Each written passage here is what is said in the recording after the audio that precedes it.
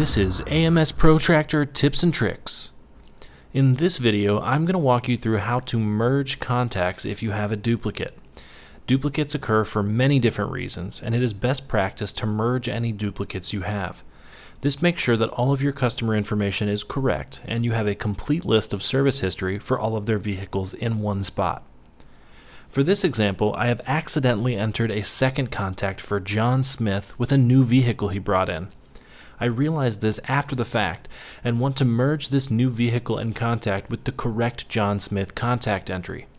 It is good practice to label the correct and duplicate or incorrect contact before merging, just to make sure you merge to the correct contact. I have done that already as shown here. To do this, I will double-click to open the incorrect duplicate contact card. I then press the Merge With button on the top ribbon. On the drop-down, I select my correct contact. This is where labeling the contact makes it really easy to spot because we sometimes have multiple households with the same contact name.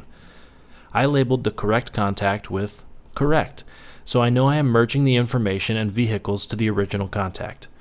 This will delete the address and phone information from the duplicate, but will merge the vehicle information and service history to the correct entry. When you have confirmed the merge, hit OK. Now re-enter your search for the contact and you will see only the correct contact. The new vehicle will now be under the original contact and the duplicate John Smith has disappeared. At this time, rename the contact to remove the correct label we just put on, and now your contact is good to go. The less duplicates your shop has, the cleaner, faster, and easier it will be to find the correct information when that customer walks in.